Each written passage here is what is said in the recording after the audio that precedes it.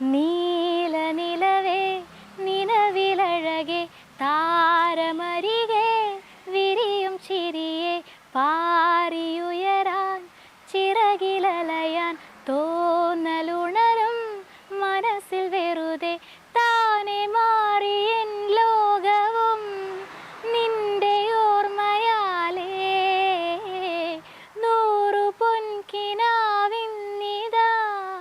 നിന്നി എന്നിലാകെ നീ തൂവൽ പോലെ കാറ്റിൽ വന്നിൻ നെഞ്ചിൽ തൊട്ടില്ലേ ജീവനേ.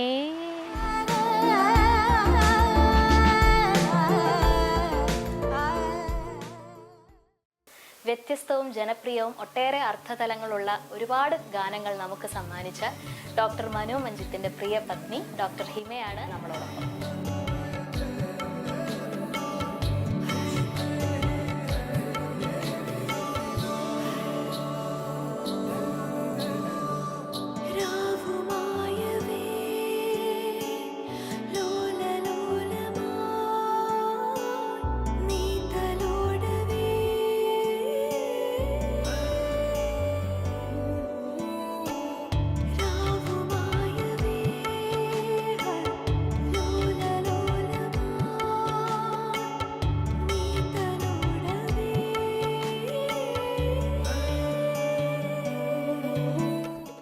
വർഷമായി എന്ന് പറഞ്ഞല്ലേ കല്യാണം കഴിഞ്ഞിട്ട്? അപ്പോ 10 വർഷമായെങ്കിലും ആകെ കൂടി ഒരു 1.5 വർഷം ഞങ്ങൾ ഒരുമിച്ച് ജീവിച്ചിട്ടുള്ളൂ. സത്യം പറഞ്ഞാല് 1.5 വർഷം കഴിഞ്ഞപ്പോ അവര് MD ചെയ്യാൻ വേണ്ടിയിട്ട് ഫാദർ മുള്ളറിൽ ജോയിൻ ചെയ്തു മാംഗ്ലൂര്. അത് കഴിഞ്ഞ് പിന്നെ മോളൊക്കെ ആയി. അത് കഴിഞ്ഞ് അവര് പഠിച്ചു വന്നപ്പോഴേക്കും ഞാൻ എന്റെ MDക്ക് വേണ്ടിയിട്ട് കണ്ണൂരായിരുന്നു ഞാൻ പഠിച്ചത്. അതിന് വേണ്ടിയിട്ട് പോയി. സത്യം പറഞ്ഞാൽ ഇപ്പോഴും 3 ആളും 3 സ്ഥലത്താണ്. അതെ, മനോഹരൻ ഒരു സ്ഥലത്ത്, ഞാന് വേറെ സ്ഥലത്ത്, മോള് ഇവിടെ വീട്ടിൽ അച്ഛന്റെ അമ്മേന്റെയും കൂടെയാണ്. അങ്ങനെയാണ്. ഇപ്പോഴും ഒരുമിക്കാൻ പറ്റിയിട്ടില്ല എന്ന് പറഞ്ഞു. ഇപ്പൊ അവര് മംഗലാപുരത്ത് ജോയിൻ ചെയ്തിട്ടുണ്ട്. ഞാൻ എന്നാലും ഉടുപ്പി കുന്താപുരത്താണ് ഞാനിപ്പോ വർക്ക് ചെയ്യുന്നത്. അവിടെ മംഗലാപുരത്തേക്കൊക്കെ നോക്കുന്നുണ്ട്, അവിടെ എവിടെയും കോളേജിൽ ജോയിൻ ചെയ്യാൻ. അത് കഴിഞ്ഞ് കഴിഞ്ഞാൽ മോളെയും കൂടി കൊണ്ടുപോവാന്നുള്ള ഒരു ഇതില്. എനിക്കൊരു ചേച്ചിയാണ് ഉള്ളത്. ഇവിടെ അനിയത്തി, ഒരു അനിയത്തിയാണ് ഉള്ളത്. അവള് ഈ പറഞ്ഞ പോലെയൊക്കെ എഴുത്തിലൊക്കെ നല്ല ഇതുള്ള ആള് തന്നെയാണ്. എഴുതുമായിരുന്നു അവള് സമയത്ത്. ഇപ്പൊ അവള് DNB ചെയ്തുകൊണ്ടിരിക്കുകയാണ്, ENTയില്, കോയമ്പത്തൂര്. ഒരു കവി ഗാനരചയിതാവ് എന്നത് മാറ്റി നിർത്തി കഴിഞ്ഞാല് ഒരു പാർട്ട്ണർ എന്ന രീതിയിൽ എങ്ങനെയാണ്? നല്ല സപ്പോർട്ടീവാണ്. എല്ലാത്തിനും ഒരു സ്പേസ് തരാറുണ്ട്. അത് ഇന്ന റെസ്ട്രിക്ഷൻസ് ഒന്നുമില്ല, ഇന്ന് ചെയ്യരുത് അത് ചെയ്യരുത്. എൻ്റെ ഇഷ്ടം എന്താണോ എനിക്ക് അതിനനുസരിച്ചിട്ട് എപ്പോഴും ഒരു അഭിപ്രായവും അതിനനുസരിച്ചുള്ള സ്പേസും തരാറുണ്ട്. ആദ്യം ഇത് പറഞ്ഞ പോലെ കല്യാണം കഴിഞ്ഞിട്ടുണ്ടെങ്കിൽ കുറച്ച് ദേഷ്യം കൂടുതലുള്ള ആളാണ്, പെട്ടെന്ന് റേസ് ആവും. എനിക്കും പേടിയായിരുന്നു ഇത് എന്താവും. പക്ഷെ ഇപ്പം മോള് വന്നതിന് ശേഷം ഒരുപാട് മാറ്റങ്ങൾ വന്നിട്ടുണ്ട്. ആള് നല്ലൊന്ന് കൂളായി. എങ്ങനെ കുട്ടികളോടൊക്കെ സംസാരിക്കാനുള്ള ഇതൊക്കെ പറയാം. ഇപ്പൊ അവളുമായിട്ടൊക്കെ നല്ല കമ്പനി തന്നെയാണ്. അതെ, മോളും അതിലൊക്കെ, അതെ, മോള് പാടും. അവള് പഠിക്കുന്നുണ്ട്. അവൾക്ക് ഇതിനൊക്കെ നല്ല താല്പര്യമുള്ള ആളെന്നെ. പെട്ടെന്ന് പാട്ടുകളൊക്കെ കേട്ട് പഠിക്കാൻ ഒക്കെ നല്ല ഇഷ്ടമാണ്. അതെ, പഠിക്കുന്നുണ്ട് ഇവിടെ തന്നെ.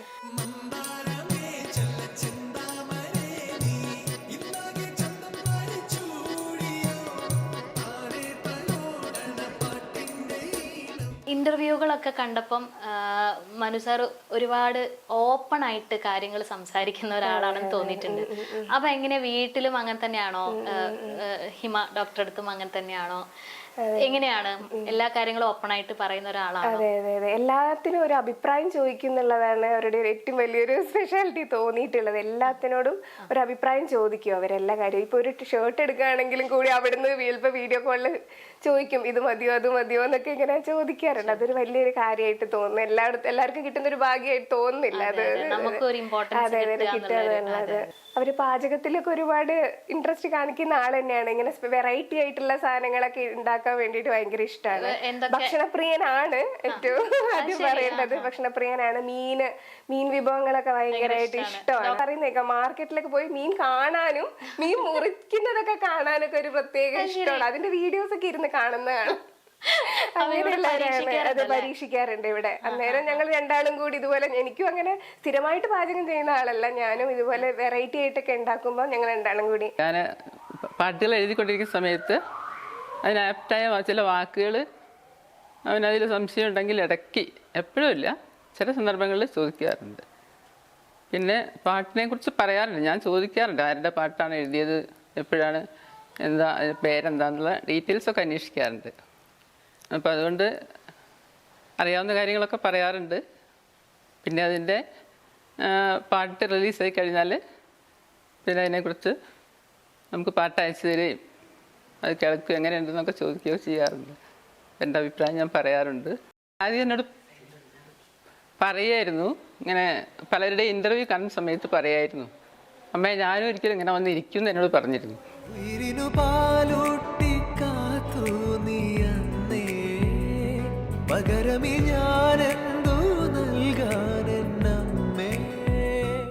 സാറ് ആദ്യം പെണ്ണ് കാണാൻ പോയത് ഡോക്ടർ തന്നെ ആയിരുന്നോ? എങ്ങനെയായിരുന്നു? അല്ല, സാറിന് അങ്ങനെ എന്തെങ്കിലും സങ്കല്പങ്ങളോ അങ്ങനെ എന്തെങ്കിലും ഉണ്ടായിരുന്നു? കലാകാരി ആവണം എന്നോ അങ്ങനെ എന്തെങ്കിലും ഉണ്ടായിരുന്നോ? പാടാൻ പറ്റുന്ന ഒരാളായിരിക്കണം ഒരു ആഗ്രഹം ഉണ്ടായിരുന്നു. അത് ഒന്നാമത് എനിക്ക് പാടാൻ അറിയില്ല. ഞാൻ എഴുതുന്ന ഒരു സംഗതി പോലും പാടാൻ അറിയാത്ത ഒരാളാണ്. അപ്പൊ സ്വാഭാവികമായിട്ട് നമ്മുടെ കൂടെയുള്ള ഒരാളെന്ന് പറയുന്ന സമയത്ത് അയാള് പാടണം എന്നുള്ളൊരു ആഗ്രഹം. പക്ഷെ ഞാൻ ആരോടും പറഞ്ഞിട്ടില്ല. മീൻസ് ഇപ്പം ഇവിടെ കല്യാണം ആലോചിക്കുന്ന സമയത്തോ അങ്ങനെയൊന്നും ഇത് പറഞ്ഞിട്ടില്ല. പിന്നെ വേറൊരു ആഗ്രഹം എന്ന് പറയുന്നത് കോഴിക്കോടിന്റെ പരിസരത്തുള്ള ഒരാളായിരിക്കണം എന്നുള്ളൊരു ആഗ്രഹം കൂടി ഉണ്ടായിരുന്നു. അപ്പോൾ കോഴിക്കോടിന്റെ കാര്യം ഏതാണ്ട് പെണ്ണ് കാണാൻ പോയപ്പോൾ തന്നെ ഏതാണ്ട് മനസ്സിലാവുമല്ലോ. പിന്നെ രണ്ടാമത്തെ കാര്യം, ഈ പാടുന്ന എന്നോട് പറഞ്ഞിട്ടില്ല. പാടുന്ന പിന്നെ എന്നോട് വിളിച്ച് പറയുന്നത് ഇയാളുടെ ഒരു ഫ്രണ്ടാണ്. എന്നോട് പറയുന്നത്, ചേട്ടാ അയാൾ പാടും കേട്ടോ എന്ന് പറഞ്ഞു.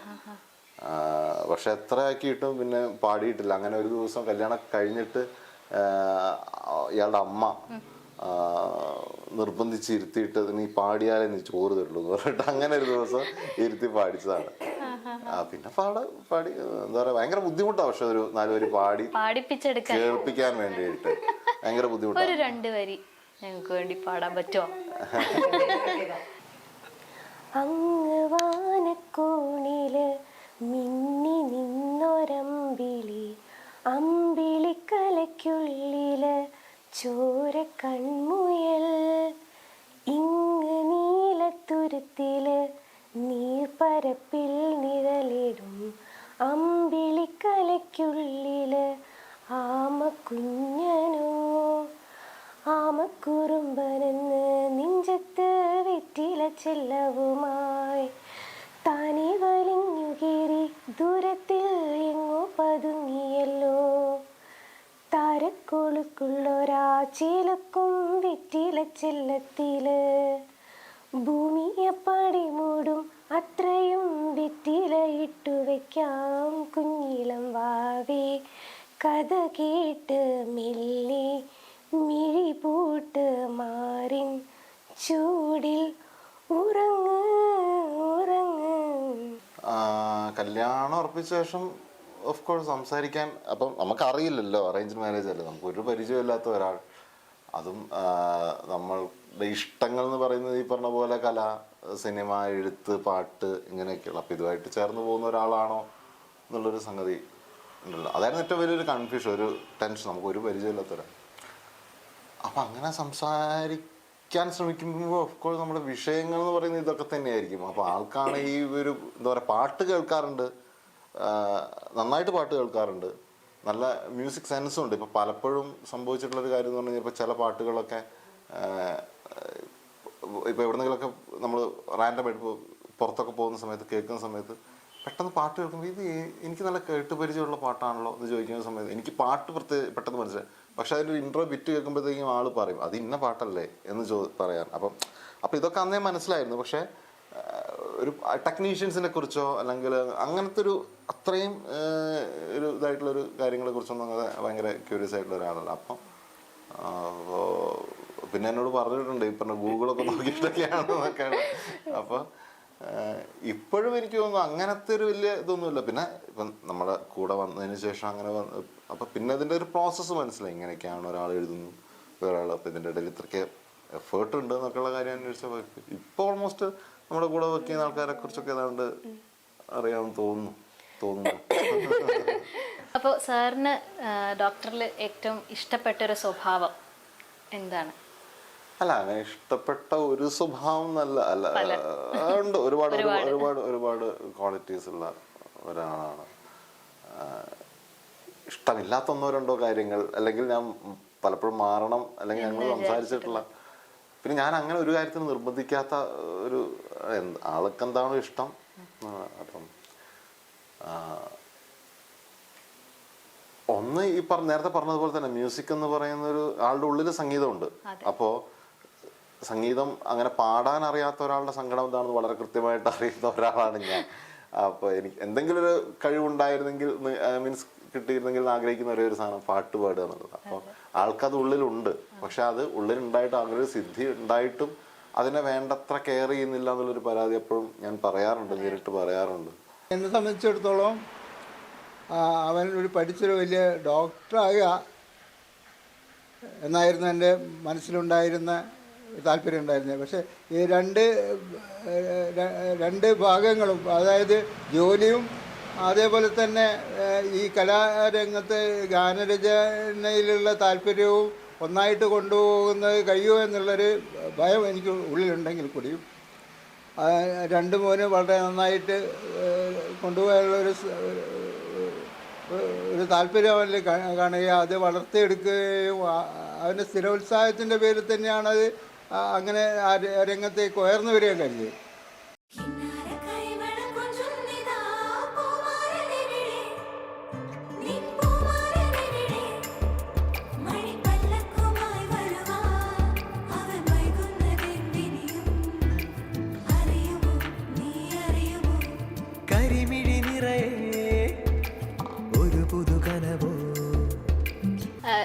ഇപ്പോഴത്തെ ഒരു ട്രെൻഡ് എന്ന് പറയുന്നത് ഒരു ഇങ്ങനെ ട്രോളാണല്ലോ.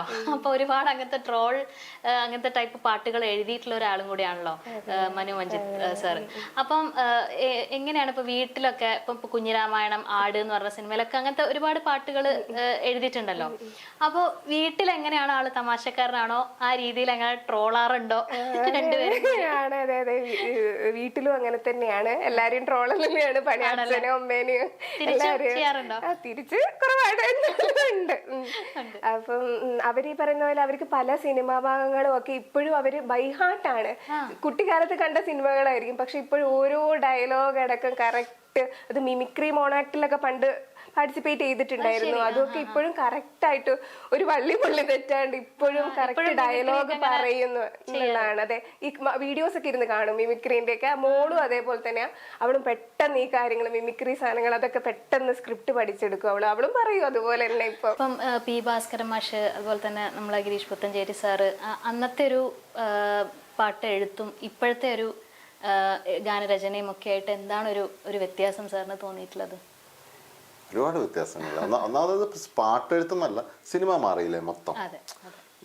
പണ്ട് നമ്മുടെ സിനിമകളിൽ അധികം ഇമോഷൻസിനെ കുറിച്ചാണ് സംസാരിച്ചുകൊണ്ടിരുന്നത് അല്ലേ. ഇപ്പോൾ ലോയി സാറേയും ശ്രീനി സാറിൻ്റെയും MTയുടെയും ഒക്കെ, അങ്ങനത്തെ ജോൺ പോൾ, അവരുടെയൊക്കെ ഒരു സ്ക്രിപ്റ്റിൻ്റെ ഒരു എന്ന് പറഞ്ഞാൽ മാനുഷികമായുള്ള ബന്ധങ്ങളെ കുറിച്ചിട്ട് ഓരോ ആൾക്കാരുടെയും അവരുടെ മനസ്സിലുള്ള ഓരോ ഇമോഷൻസ്, അവരുടെ അങ്ങനത്തെ കാര്യങ്ങളെക്കുറിച്ച്. അപ്പോൾ സ്വാഭാവികമായിട്ട് അങ്ങനത്തെ ഒരു സിറ്റുവേഷൻ വരുന്ന സമയത്ത് എഴുതാനും അത്രയും എന്താ പറയുക കവിതയുണ്ടാകും പാട്ടുകളിൽ. അപ്പം സ്വാഭാവികമായിട്ട് സിനിമയുടെ സ്വഭാവം മാറി.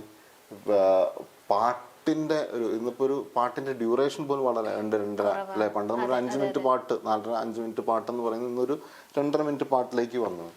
അപ്പം ഈ 2.5 മിനിറ്റിൽ പാട്ടിലേക്ക് വരുന്ന സമയത്തും നമ്മൾക്ക് FM ചാനൽസിൽ ഇപ്പോൾ നമ്മൾ പ്ലേ ചെയ്യുന്ന സമയത്ത് ആദ്യത്തെ ഒരൊറ്റ വരിയിൽ ഈ പാട്ട് ആളുകളുടെ ഉള്ളിലേക്ക് കയറണം, ഇല്ലെങ്കിൽ ചാനൽ മാറ്റും, മീൻസ് FM ചാനൽ മാറ്റും.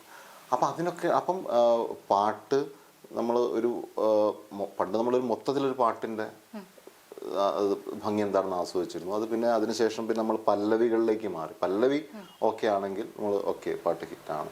പിന്നെ നമ്മൾ ആദ്യത്തെ 2 വരികളിലേക്കായി, ഇപ്പോൾ ഒറ്റ വാക്കിലേക്ക് ചുരുങ്ങുകയാണ്. അപ്പോൾ അപ്പോൾ അതൊക്കെ ഒരു സർക്കസാണ്. അതൊന്നും അധികകാലം നിൽക്കുമെന്ന് എനിക്ക് തോന്നുന്നില്ല. മീൻസ് ഒരു പാട്ടിറങ്ങി നമുക്കൊരു അപ്പോൾ നമ്മൾ എന്തുകൊണ്ട് മറ്റേ പാട്ടുകൾ ഇപ്പോഴും പാടുന്നത് വെച്ച് കഴിഞ്ഞാൽ ഈ പറഞ്ഞതുപോലെ അത് നമ്മൾ മൊത്തത്തിലാണ് ആ പാട്ട് ആസ്വദിച്ചിട്ടുള്ളത്. അപ്പോൾ അങ്ങനെയൊക്കെയുള്ള കുറേ കാര്യങ്ങളിൽ സങ്കടം തോന്നാറുണ്ട് നമുക്ക്.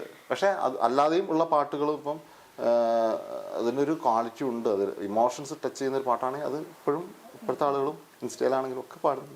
അതെ അതെ. അപ്പോൾ സാർ അങ്ങനെയുള്ള പാട്ടുകൾ ഇപ്പം ട്യൂൺ ഇട്ടിട്ടാണോ പാട്ടുകൾ എഴുതാറ് സാറ്, അല്ലെങ്കിൽ വരികൾക്ക് ട്യൂൺ ഇടുക അങ്ങനെയാണോ? അല്ല, വളരെ ഒരു 99% നമ്മൾ എഴുതിയിട്ടുള്ള പാട്ടുകളും 99.9% പാട്ടുകളും കമ്പോസ് ചെയ്തിട്ട് വരികൾ എഴുതി. അങ്ങനെയാണ് അല്ലേ?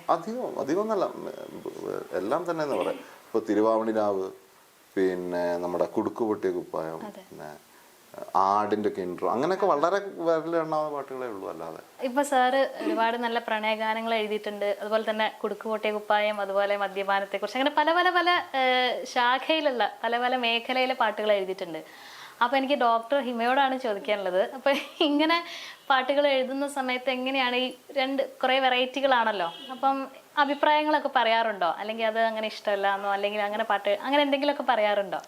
അല്ല, പൊതുവെ ഞാൻ പറയാറുണ്ട് മെലഡി സോങ്സ് ഒക്കെയാണ് എനിക്ക് താല്പര്യം. ഇങ്ങനത്തെ പാട്ടുകൾ അത് ആർക്കും അറിയാം. അങ്ങനത്തെ അധികം അഭിപ്രായം പറയാറില്ല ഞാന്. മറ്റേ ലവ് സോങ്സും അങ്ങനത്തെ സോങ്സ്, മെലഡി സോങ്സ് ഒക്കെ ആണെങ്കിൽ അതിനെ കുറിച്ചൊക്കെ പറയണം. ഇതെനിക്ക് അറിയില്ല അധികം പറയാൻ വേണ്ടി. അത് ഇഷ്ടപ്പെട്ടേ പറ്റൂ, അതാണ് അതിന്റെ അവസ്ഥ. അല്ലേ, നമുക്കത് ചെയ്യാതിരിക്കാനും പറ്റില്ല. അതെ. പക്ഷെ മോളോടാണെന്ന് തോന്നുന്നു എനിക്ക് കുടുക്കുപൊട്ടിയ ഇറങ്ങിയിട്ട്, കുടുക്കുപൊട്ടിയ റിലീസായിട്ട് ഇവിടെ അപ്പം ഞാൻ ട്രെയിനിലായിരുന്നു റിലീസാവുന്ന സമയത്ത്. ഞാൻ ഇവിടെ വന്നിട്ട് മോളെ കേൾപ്പിച്ചു പാട്ട്. മോളെ കേൾപ്പിച്ചപ്പോൾ ഒക്കെ എത്ര 3 വയസ്സ് 4 വയസ്സ് അങ്ങനേ ഉള്ളൂ. ഒന്നുകൂടി എന്ന് പറഞ്ഞിട്ട് 11 പ്രാവശ്യം എന്നെ കൊണ്ട് പ്ലേ ചെയ്യിച്ച പാട്ട്. ഭയങ്കര ഇഷ്ടമാണ്. 11 പ്രാവശ്യം പ്ലേ ചെയ്തു. അപ്പൊ എനിക്ക് മനസ്സിലായി ഇതിനകത്ത് എന്തോ ഒരു പരിപാടി ഉണ്ടല്ലോ. അപ്പൊ അല്ല, എന്താന്ന് വെച്ച് കഴിഞ്ഞാൽ ഓഫ്കോഴ്സ് ഇവരോടൊക്കെ അഭിപ്രായം ചോദിക്കുമ്പോൾ നമ്മൾ സത്യം പറഞ്ഞാൽ പേടിച്ചിട്ടാണ് ചോദിക്കുന്നത്. അതായത് നമ്മളുടെ ഒരു ധാരണ വെച്ചിട്ട് ഒരു പാട്ടുണ്ടാക്കുന്നു. നമുക്കൊരു ഗ്യാരണ്ടി ഇല്ല ഈ പാട്ട് ആളുകൾക്ക് ഇഷ്ടപ്പെടുമോ എന്നോ, ഇത് ആളുകൾ ഏറ്റെടുക്കുമോ. കാരണം അത് മാത്രമാണ് നമ്മളുടെ ഒരു പ്രതീക്ഷ. ഒരു പാട്ടുണ്ടാക്കുന്ന സമയത്ത് ആളുകൾക്ക് ഇഷ്ടപ്പെടണേ എന്നുള്ള, അതിനപ്പുറത്തേക്ക് യാതൊരു ചിന്തയില്ല. ഒരു പാട്ടുണ്ടാക്കുക എന്ന് പറഞ്ഞു കഴിഞ്ഞാൽ ഇത് കേൾക്കുന്ന ആളുകൾക്ക് ഇഷ്ടപ്പെടണേ എന്നുള്ളത് തന്നെയാണ് അതിൻ്റെ ഏറ്റവും വലിയൊരു പ്രാർത്ഥന. അപ്പോൾ അതിന് ആദ്യം നമ്മൾ ചോദിക്കുന്ന ആൾക്കാരാണ് ഇവർ. അപ്പോൾ ഇവരുടെ അഭിപ്രായങ്ങൾ എന്ന് പറഞ്ഞാൽ ഭയങ്കര വാല്യുബിൾ ആണ് ആക്ച്വലി. അപ്പോൾ എന്താ പറയാ, അതിന്റെ പേര് അപ്പൊ ആ സമയത്തൊക്കെ ചിലപ്പോൾ ഇഷ്ടമായില്ല എന്നൊക്കെ പറഞ്ഞാൽ ചിലപ്പോൾ ദേഷ്യം വരും.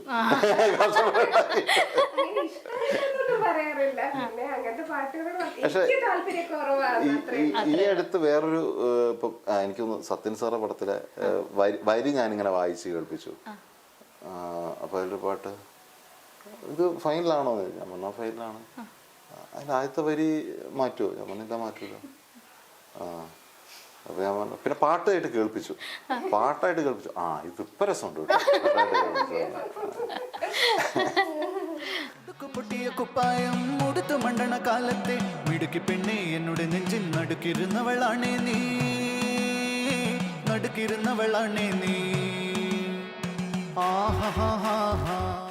കുട്ടികൾക്കൊക്കെ അറിയാം എന്ന് പറഞ്ഞല്ലോ. അപ്പോൾ അവർ ഇങ്ങനെ എന്തെങ്കിലും പരിപാടികൾക്കൊക്കെ സാറിന്റെ പാട്ടുകൾ എപ്പോഴെങ്കിലും ഇങ്ങനെ സ്റ്റേജിൽ കളിക്കുകയോ അങ്ങനെ എന്തെങ്കിലുമൊക്കെ ചെയ്തിട്ടുണ്ടോ? പാടുവോ കളിക്കുകയോ അങ്ങനെ എന്തെങ്കിലും രീതിയിൽ? അതെ, ഒരുപാട് ഉണ്ടായിട്ടുണ്ട്. ഈ പറഞ്ഞ പോലെ ഓണാഘോഷത്തിനൊക്കെ ആദ്യം വെക്കുന്ന പാട്ട് തിരുവോണിരാവാണ്.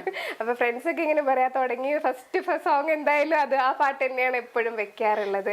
അപ്പൊ എല്ലാരും പറയും. പിന്നെ ഈ ഉയരെ ഇതൊക്കെ വെച്ചിട്ട് പിള്ളേർ ഡാൻസ് ചെയ്യലും പാട്ട് പാടുന്നതൊക്കെ ഇത് ഉണ്ടാവാറുണ്ട്. ഒരുപാട് സന്തോഷമാണ്. അതെ അതെ അതെ അതെ. ഒരു 4 വരി പാടും.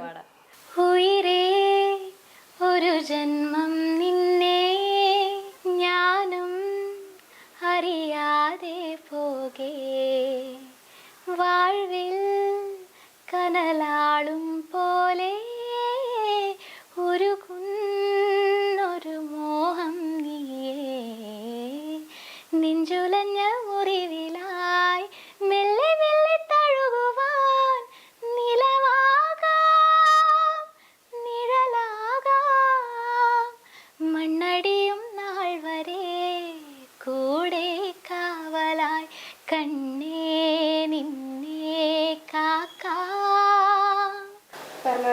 വർഷമായി കല്യാണം കഴിഞ്ഞെങ്കിലും ഇങ്ങനെ 3 ആളും 3 സ്ഥലത്തായിട്ടാണ് ഇത്രയും കാലം താമസിച്ചുകൊണ്ടിരുന്നത്. ആ കൂടി 1.5 വർഷം ഒരുമിച്ചിട്ടുണ്ടായിട്ടുള്ളൂ. അവർ പഠിക്കുന്നതും MD ഒക്കെ ചെയ്യുന്നതും അത് കഴിഞ്ഞിട്ട് ഞാൻ MDക്ക് പോയി. പിന്നെ ഇപ്പോൾ ജോലി ചെയ്യുന്നതും വേറെ. ഇനിയെങ്കിലും ഒരു 3 ആൾ കൂടി ഒന്ന് ഒരുമിച്ച് ജീവിക്കണം എന്നുള്ളൊരു ആഗ്രഹം. അതെ, അത് പെട്ടെന്ന് ഉണ്ടാവട്ടെ എന്ന്. അതെ, ഉണ്ടാവട്ടെ.